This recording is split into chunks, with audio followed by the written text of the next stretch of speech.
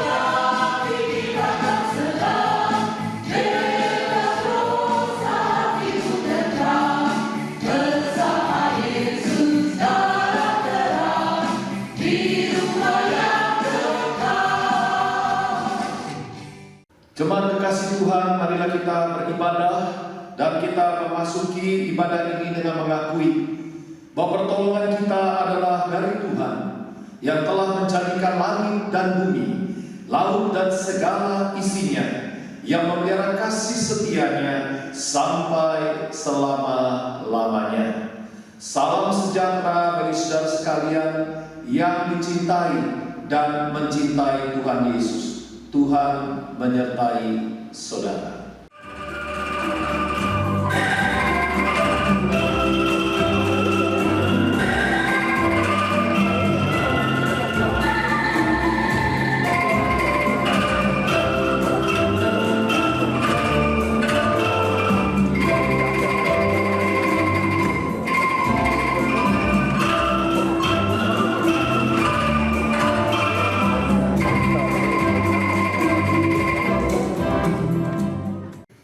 Pembacaan Alkitab pada hari Minggu tanggal 29 Maret 2020 diambil dari Roma pasal ke-8 ayat 1 sampai dengan ayat ke-17. Demikianlah firman Tuhan. Demikianlah sekarang tidak ada penghukuman bagi mereka yang ada di dalam Kristus Yesus. Roh yang memberi hidup telah memerdekakan kamu dalam Kristus dari hukum dosa dan hukum maut. Sebab apa yang tidak mungkin dilakukan hukum Taurat karena tak berdaya oleh daging, telah dilakukan oleh Allah dengan cara mengutus anaknya sendiri dalam daging yang serupa dengan daging yang dikuasai dosa karena dosa. Ia telah menjatuhkan hukuman atas dosa di dalam daging, supaya tuntutan hukum Taurat digenapi di dalam kita yang tidak hidup menurut daging tetapi menurut roh. Sebab mereka yang hidup menurut daging memikirkan hal-hal yang dari daging. Mereka yang hidup menurut roh memikirkan hal-hal yang dari roh. Karena keinginan daging adalah maut, tetapi keinginan roh adalah hidup dan damai sejahtera. Sebab keinginan daging adalah perseteruan dengan Allah, karena ia tidak takut kepada hukum Allah.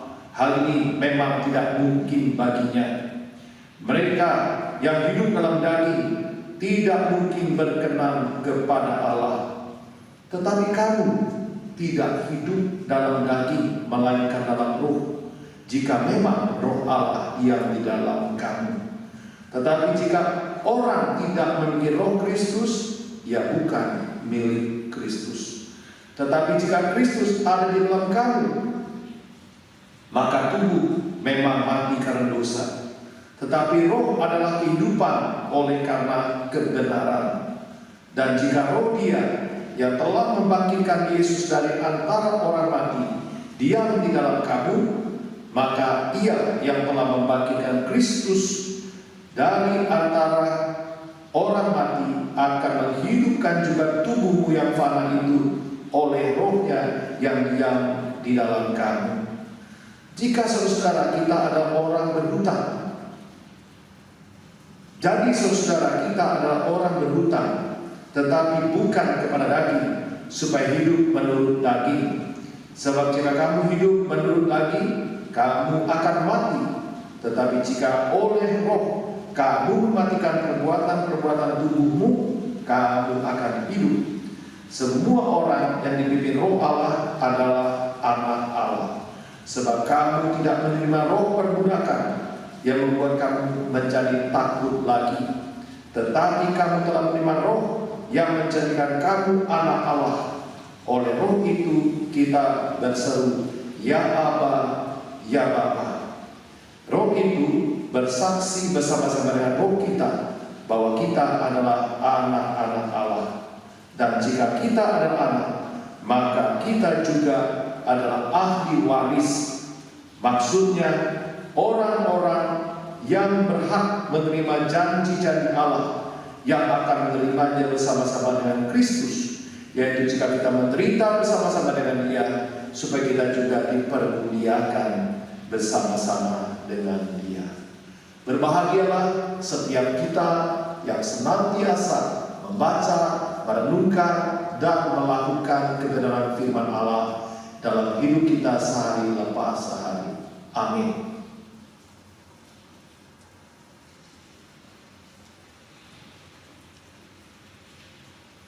Marilah bersama-sama saudara kita berdoa. Kami bersyukur kehadapan hadirat-Mu ya Tuhan, karena sekalipun saat ini kami dipisahkan oleh tempat, hamba-Mu berada di gereja-Mu, sedangkan seluruh jemaat-Mu sedang berbakti di rumah mereka masing-masing. Tetapi Tuhan, kami percaya karena satu tubuh Kristus, dan kami disatukan dengan roh yang sama, yaitu roh yang kudus. Kami bersyukur Bapa, kalau Engkau telah memanggil kami sebagai umat-Mu, menjadikan kami sekalian milik kepunyaan-Mu. Namun Tuhan, kami juga mengakui dalam hidup kami banyak kegagalan, banyak hal-hal yang kami lakukan yang tidak berkenan di mata Tuhan.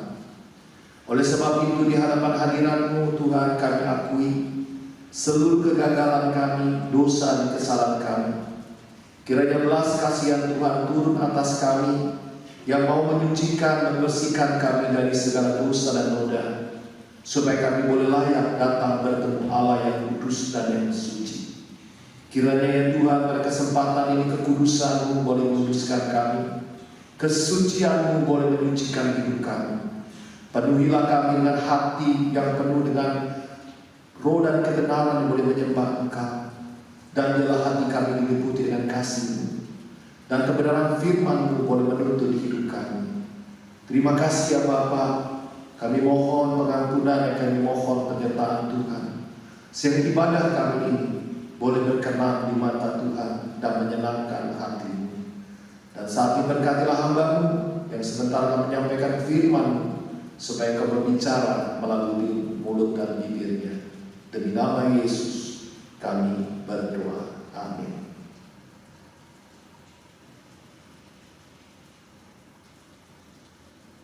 Jemaat kekasih Tuhan, pada kesempatan ini kita akan bersama-sama mempelajari firman Tuhan yang diambil dari kitab Roma pasal yang ke-8, ayat yang pertama sampai dengan ayat yang ke-17.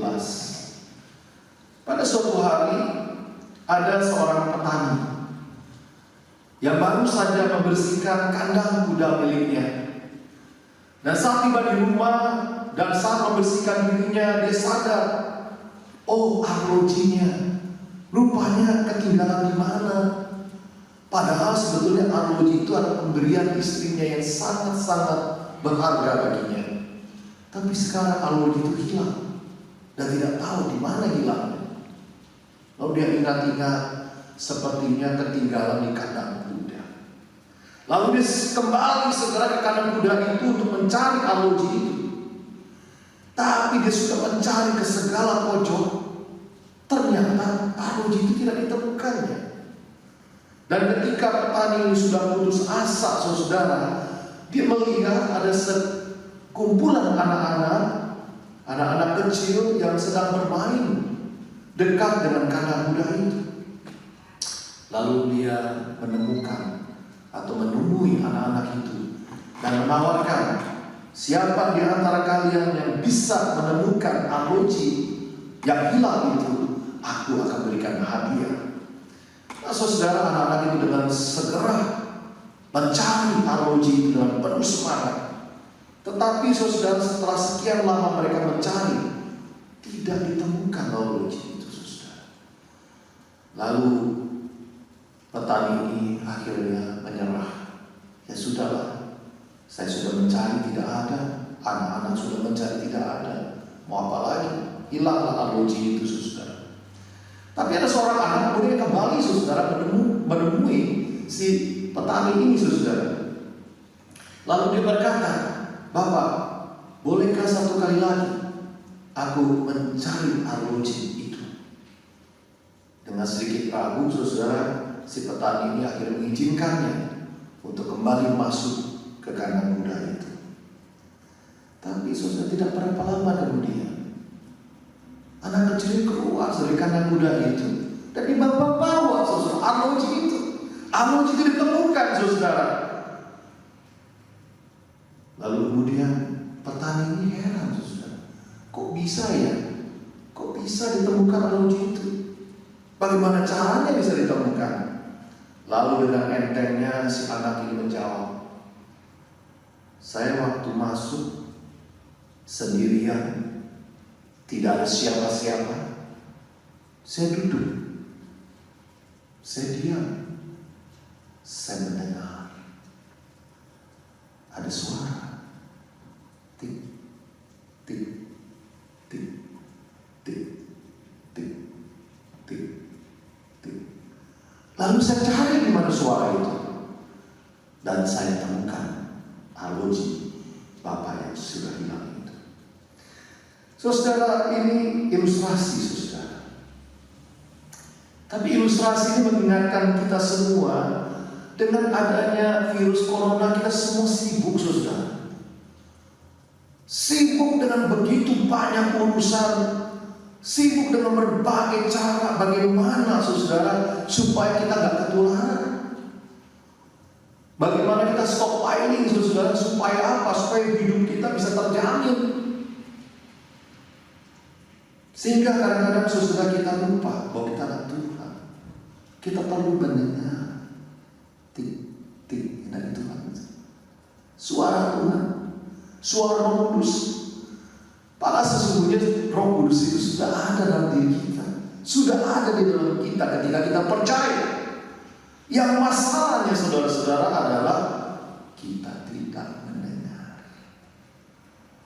Kita tidak mendengar karena kita terlalu sibuk dengan berbagai aktivitas yang terus mengerjakan banyak hal. Terutama yang saat ini adalah tentang pandemi virus corona ini, saudara. Apakah kita masih merasakan pimpinan Tuhan? Di tengah-tengah kekacauan, di tengah-tengah kemelut, ketakutan, kekhawatiran masa depan yang gak jelas ini, atau kita mau duduk diam? Kita mau berlutut, kita mendengar suara. Saudara, dengan adanya pandemi virus corona yang membuat ada batasan social distancing, saudara, sedikit 2 meter.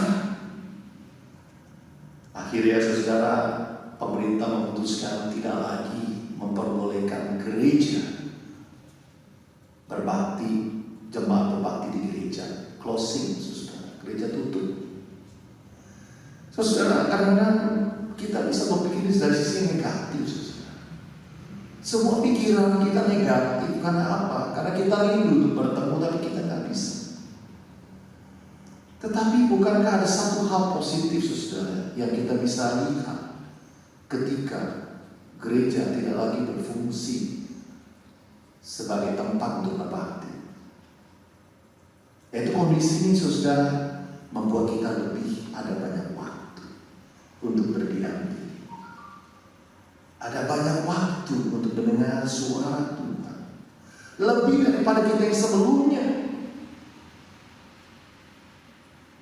Karena nggak boleh bekerja, anak-anak sekolah harus di rumah. Saudara, while far from others, we might be closer to God. Kita mungkin ada jarak dengan yang lain untuk membuat kita lebih dekat dengan Tuhan. Kita lebih bisa mendengar suara Tuhan, bukan seminggu sekali, tapi setiap saat, setiap hari. Saudara kasih Tuhan, di Roma pasal 8 kita mempelajari apa artinya hidup dalam roh. Kita bicara mudah kan, kita hidup dalam roh, tapi apa artinya? Bagaimana prakteknya? Bagaimana pelaksanaannya? Yang pertama, saudara, kita bisa lihat di sini, hidup dalam roh itu berarti hidup di dalam kemerdekaan. Hidup dalam kemerdekaan.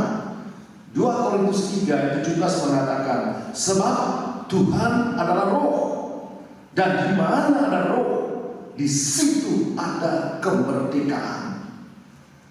Lalu dalam Roma 8, Saudara Paulus menjelaskan ada 2 tipe kemerdekaan yang dikerjakan oleh Roh Kudus ketika kita percaya. Pertama adalah kemerdekaan dari penghukuman, ayat 1-4. Saudara, sebelumnya Paulus menguraikan fakta-fakta kondisi keadaan manusia yang berdosa. Bahwa yang pertama, semua manusia tidak ada kecuali.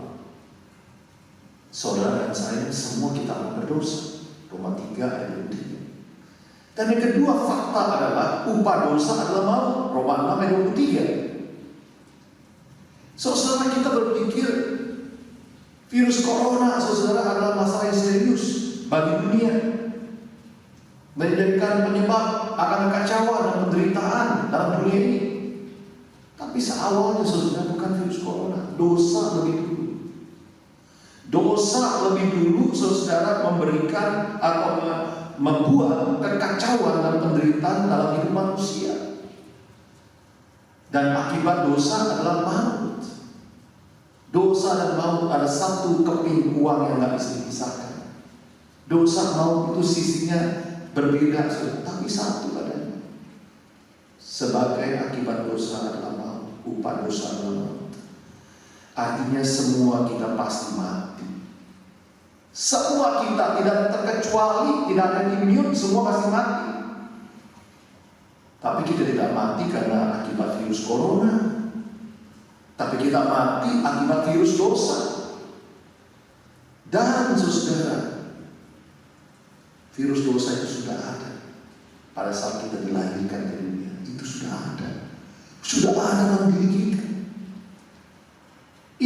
yang jauh lebih mengerikan, lebih menakutkan dari virus corona, saudara, yaitu virus dosa.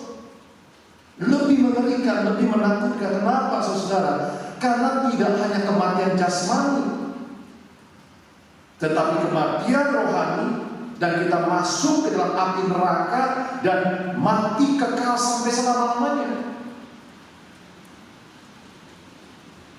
Banyak manusia mencoba mengambil hati Tuhan. Gimana cara mengambil hati Tuhan? Ya, berbuat amal, berbuat baik. Saudara, saya barusan ada dapat dari kiriman di Facebook tentang orang-orang Jerman yang berbaik hati. Dia membagikan makanan di sepanjang jalan, saudara. Itu seperti tempat semua orang ada buah, ada roti, ada air minum, ditaruh di pinggir jalan. Bebas siapa aja boleh ambil, saudara. Lalu saya jadi malu sendiri. Di Australia shopping center sudah berebutan, stopan, di sana dibagi-bagi for free. Jadi saudara kasih Tuhan, inilah akibat daripada dosa. Manusia setelah jatuh dalam dosa, mereka tidak bisa mengikuti kebenaran hukum Taurat. Tuntutan hukum Taurat yang sempurna itu tidak bisa dikerjakan, saudara. Satu-satunya cara bagaimana? Bukan makanan itu, tetapi Yesus memberikan hidupnya, dirinya sendiri, menanggung hukuman dosa. Dia mati supaya kita hidup. Kuasa dosa, kuasa maut telah dikalahkan ketika Yesus mati, disalibkan dan bangkit pada hari ketiga. Oleh karena kematian, kebangkitan Yesus, maka semua tuntutan, hukum dosa, hukum maut, hukum Taurat, itu semua dihapuskan, di-waive, saudara, ditiadakan. Saudara, inilah satu-satunya cara. Ini satu-satunya jalan yang memungkinkan bagi manusia terlepas dan dilepaskan dari hukuman dosa, dari hukuman maut, dari hukum Taurat. Hanya satu-satunya cara, satu-satunya jalan.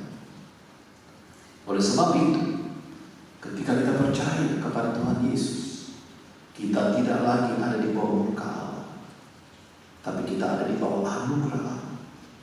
Kita tidak perlu lagi memberikan atau mempersembahkan korban penebusan dosa seperti yang dituntut oleh hukum Taurat.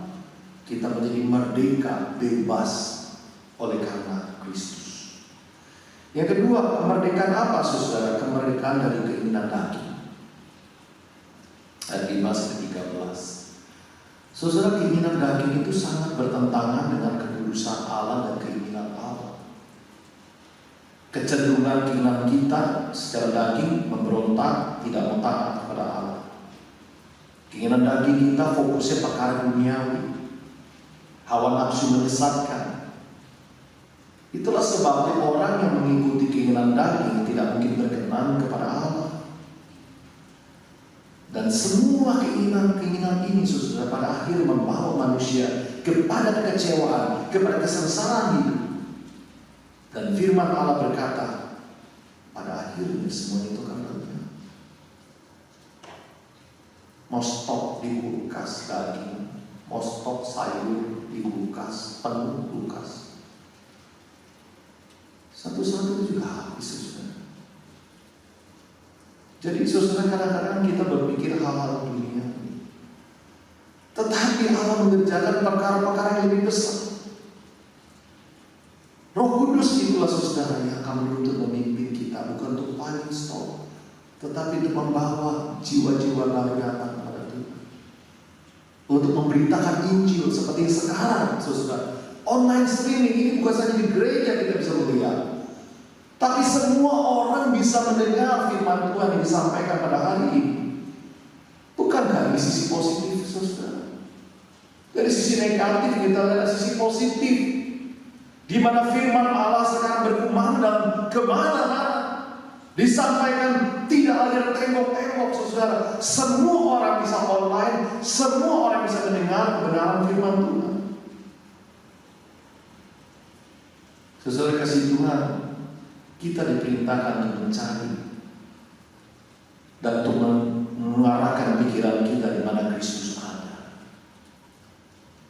Di mana Kristus ada, pikiran kita ditujukan kepada hal-hal di atas, saudara. Mari kita baca Kolose 3 ayat 1 sampai 2. Firman Tuhan mengatakan demikian. Karena itu kalau kamu dibangkitkan bersama dengan Kristus, carilah perkara di atas, di mana Kristus ada, duduk di sebelah kanan Allah. Pikirkanlah perkara di atas dan bukan yang di bumi, sebab kamu telah mati dan hidupmu tersembunyi bersama dengan Kristus di dalam Allah. Inilah kita yang baru, saudara. Kita sudah dimerdekakan dari keinginan-keinginan duniawi yang cuma memikirkan diri kita sendiri. Tapi kita mencari hal-hal surgawi yang bersifat rohani. Karena manusia lama kita mati dan manusia kita yang baru hidup di dalam Kristus. Saudara, mudah nggak? Nggak mudah, saudara. Tidak mudah. Mengapa tidak mudah? Karena kita masih tinggal dalam tubuh jasmani yang memiliki keinginan tadi. Masih punya itu. Pertanyaannya, saudara-saudara, bagaimana kita bisa menghadapi keinginan daging kita? Ya, sebagai contoh tadi sudah keserakahan, hanya untuk mementingkan diri sendiri. Ada juga kemarahan, gak mendapat apa yang didapat, kebencian, egois, pesta pora. Bagaimana bisa? Sulit. Nah, saudara, Paulus menggambarkan 3 tipe manusia. Nah, kita bisa tahu orang tipe ini pasti kalah. Orang tipe ini ya 50-50. Yang ini pasti menang. Jadi ada 3 tipe. Ada 3 tipe manusia. Sehingga kita bisa tahu dia bakal menang atau tidak menghadapi keinginan daging ini. Yang pertama, tipe manusia yang belum diselamatkan. Ini manusia lama, saudara, belum bertobat, belum punya Roh Kudus. Orang yang seperti ini dikuasai keinginan dagingnya, dan musuh dengan Allah. Selalu menentang Allah, saudara. Tujuannya adalah hidup untuk senang-senang, dan pada akhirnya mengalami kematian kekal. Tipe kedua, dia sudah diselamatkan. Sudah, saudara. Tetapi masih saja keinginan daging itu menguasai dirinya. Sudah punya Roh Kudus, sudah punya, tapi nggak mau dipimpin Roh Kudus. Orang yang sudah diselamatkan sudah. Kenapa saya katakan sudah?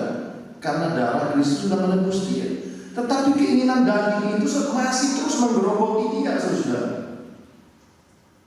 Nah, secara sepintas kayaknya dia bertumbuh secara rohani, ke gereja juga, melayani juga, aktif juga dalam berbagai kegiatan rohani. Tapi sebetulnya keinginan daging terus masih menguasai diri. Dan keinginan roh itu ada di bawah, keinginan daging lebih menguasai. Nah, yang ketiga, manusia yang diselamatkan, yang percaya dan dikuasai oleh Roh Kudus. Nah, ini tipe ketiga. Tadi saya katakan kan, bisa kita ketahuan menang atau kalah. Yang kedua ini 50-50. Yang ketiga pasti menang, saudara. Kenapa? Karena hidupnya dikuasai Roh Kudus, dipimpin Roh Kudus. Ketaatan kepada Roh Tuhan itu menguasai dia. Dia berpikir, dia berkata, dia bertindak, itu semua dipimpin oleh Roh Tuhan. Dan Roh Tuhan itu yang menolong dia berperang melawan keinginan dagingnya. Balik lagi, contoh keserakahan, ketamakan, kedengkian, fitnah, kebencian.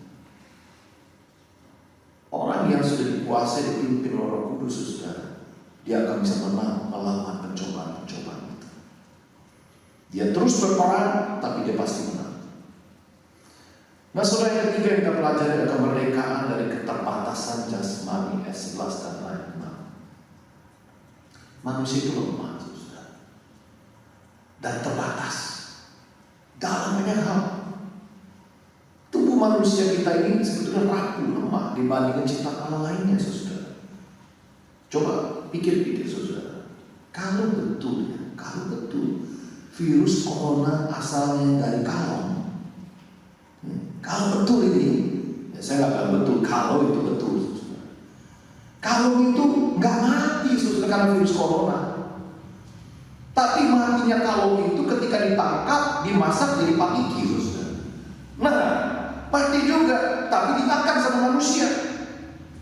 Tetapi manusia yang bersentuhan dengan daging kalong itu, atau yang makan daging kalong itu mungkin kurang matang atau bagaimana, kena ketularan virus corona, saudara. Artinya apa? Kalongnya ini nggak mati kena virus corona, saudara. Manusianya yang mati. Artinya apa, saudara? Daya tahan tubuh kalong itu lebih kuat daripada tahan tubuh manusia. Artinya begitu. Memang betul, saudara. Kalau soal itu, manusia itu paling banyak sakit. Sakit ini, sakit itu, banyak sekali. Sakit hati juga termasuk. Nah, sebagai akibatnya, saudara, manusia penyakitan ini datang dari mana sebabnya? Dan rusak, saudara. Jadi pasti mati. Penyakit ini cuma jalan untuk mati. Cara untuk mati. Tapi matinya udah pasti, saudara. Tapi bisa juga mati karena usia tua, bisa. Kamu makan aja, lama-lama mati juga. Tapi cara mati beda-beda. Ada virus corona, ada karena cancer, ada macam-macam, jantung. Banyak secara cara untuk mati banyak. Tapi yang pasti mati. Itu pasti. Firman Tuhan berkata, saudara, bagi orang percaya, kondisi tubuh yang lemah sementara itu akan mengalami pembebasan, mengalami kemerdekaan. Mungkin saudara berpikirnya kalau kita sudah mati, ya satu sisi betul. Ketika kita mati, kita dibebaskan dari tubuh kita yang berdosa, betul. Tetapi sesungguhnya, saudara, juga terjadi ketika Kristus bangkit dari kematian. Kuasa apa yang membangkitkan Kristus dari kematian? Kuasa Roh Kudus, ya kan? Inilah dasar kemenangan kita, saudara. Roh Tuhan ada pada kita, siapa yang lawan kita, kan gitu. Roh Kudus itu lebih besar dari roh ketakutan, kan gitu. Jadi, saudara, kita punya Roh Kudus, itu kuasa yang besar sekali, saudara. Yang membangkitkan Kristus dari kematian, Roh Tuhan. Dan Roh itu memberikan kepada kita kemerdekaan dalam kelemahan dan keterbatasan jasmani kita.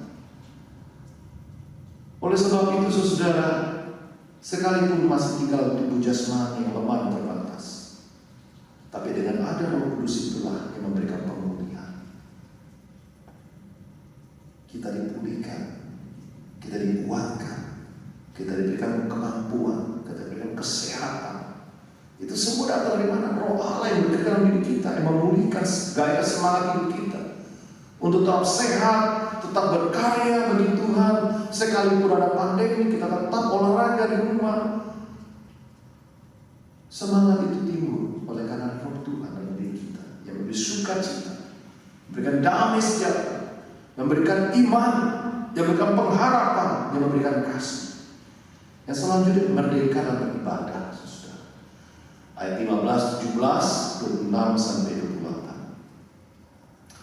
Saudara, saat ini kita berbeda tempat, tapi tidak ada yang menghalangi kita untuk beribadah. Tetapi banyak orang yang sudah punya waktu untuk beribadah, nggak mau datang ke gereja. Jadi membuat penjara itu bukan tempat, bukan waktu, tetapi diri kita sendiri. Itulah penjara kita, saudara. Yang membuat kita tidak beribadah itu diri kita sendiri. Jadi kayak sekarang, saudara di rumah, saudara tetap bisa berbakti sekalipun kita tidak ada dalam gedung gereja. Artinya apa? Kita diberikan kemerdekaan untuk beribadah. Saudara, pada zaman gereja mula-mula, begitu banyak orang Kristen yang dianiaya, sehingga mereka tidak bisa berkumpul di satu tempat. Kenapa? Karena kumpul di satu tempat digerebek, saudara, ditangkap. Nggak bisa kumpul, saudara. Tapi bukan karena virus corona, nggak bisa kumpul. Karena takut pemerintah tangkap ini dibunuh-bunuhin, disiksa, saudara. Nah, orang Kristen nggak takut mati, tapi nggak cari mati. Kan saya udah bilang berkali-kali. Kita tidak takut mati, tapi kita nggak mau cari mati. Oleh sebab itu kita ikuti aturan pemerintah yang mengharuskan kita ada di rumah, tidak datang ke gereja. Tetapi maksud saya, saudara, ini kemerdekaan di dalam Tuhan luar biasa, saudara. Saudara tidak di gereja, bukan karena tidak bisa berbakti, bisa tetap. Dalam kondisi apapun tidak ada yang bisa menghalangi kita atau membatasi kita untuk beribadah. Enggak ada, saudara. Nah, sekarang kita lagi mengerjakan melalui teleconference. Kita sudah mulai dengan session meeting, kita adakan pakai teleconference. Itu nggak membatasi kita. Ada di rumah dengan teknologi tetap kita bisa melakukan meeting itu, saudara. Tapi kan mesti ada kesediaan hati untuk melakukan meeting itu. Nah, begitu pula nanti, saudara, saya lagi memikirkan untuk bisa reach out ke jemaat, memakai satu fasilitas internet itu untuk kita bisa tetap komunikasi dengan PD Haleluya, PH Albur, ya, sekolah kita malam, kita memakai fasilitas internet kita, ya, belajar, saudara, bagaimana kita bisa connect. Sekalipun ada social distancing, tapi tetap connected. Itu, saudara. Dengan demikian, saudara, tidak ada yang bisa menghalangi kita. Roh yang ada pada kita mengalahkan ketakutan. Roh yang ada menuduh kita membebaskan dari kekhawatiran. Bahkan dalam ibadahku tidak ada yang bisa menghalangi kita. Inilah kehidupan dalam roh. Bukan saja kita merdeka dari dosa, bukan saja kita merdeka dari keinginan-keinginan daging menguasai kita, tapi kita juga merdeka di dalam segala hal kita mau kerjakan sebagai anak Tuhan. Virus corona tidak bisa menghalangi saya untuk melayani Bapak Ibu Saudara, karena saya punya mobile phone, saya punya internet, saya punya orang-orang yang bisa melayani Tuhan dengan setia. Ini, saudara, inilah yang milik kita, yang kita bisa pakai gunakan untuk kemuliaan Tuhan. Dan biar ini menjadi berkat bagi saudara-saudara sekalian. Masuki hari ini, minggu ini, bersama dengan Tuhan Yesus. Ingat, kita hidup dalam roh, kita merdeka, kita bisa berbuat apa saja yang Tuhan inginkan dengan penuh sukacita, dengan penuh damai sejahtera. Mari kita hadapi pandemi virus corona ini dengan mata yang tertuju kepada Tuhan, yang berkarya dan bekerja melampaui batasan yang ada, dan termasuk diri kita, karena kita hidup di dalam roh. Amin. Kita berdoa. Tuhan, Allah selesai berbicara, tapi bila kebenaran firman Tuhan yang kami dengarkan ini terus bekerja di hati, pikiran, dan jiwa kami, supaya Tuhan kami tidak terbelenggu dengan perkara-perkara jasmani yang membatasi hidup kami, karena kami sudah merdeka dalam roh, karena hidup di dalam roh yang membuat kami bisa melakukan banyak perkara. Bahkan keterbatasan kami ada di rumah, kami tetap masih bisa berdoa, kami bisa tetap berbakti, kami bisa tetap saling melayani dan saling memperhatikan melalui mobile phone yang kami miliki.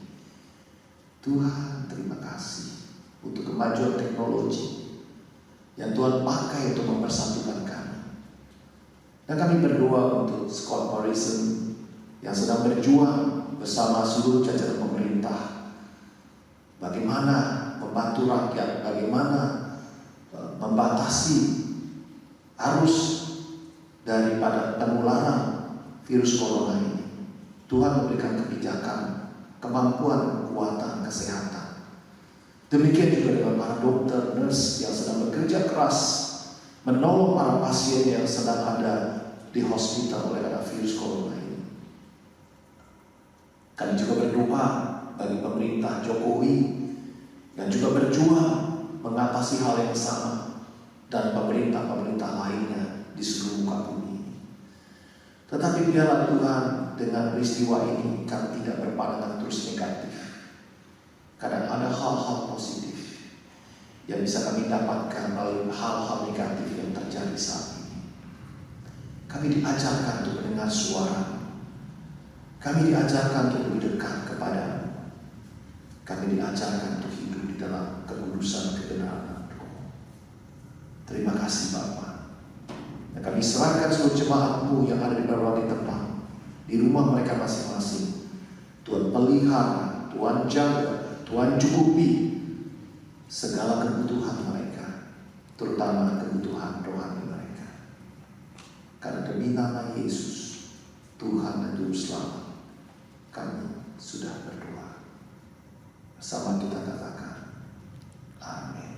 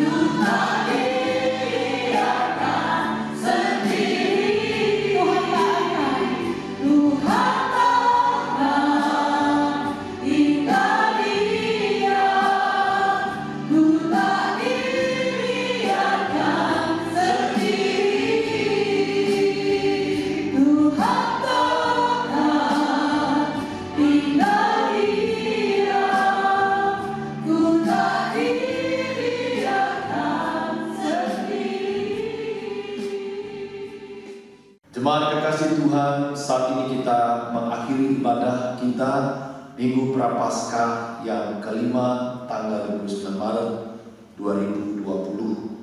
Untuk itu marilah kita menerima berkat dari Tuhan. Tuhan memberkati saudara dan melindungi saudara. Tuhan menyinari saudara dengan wajah-Nya dan memberi saudara kasih karunia. Tuhan menghadapkan wajah kepada saudara dan memberi saudara damai sejahtera. Amin.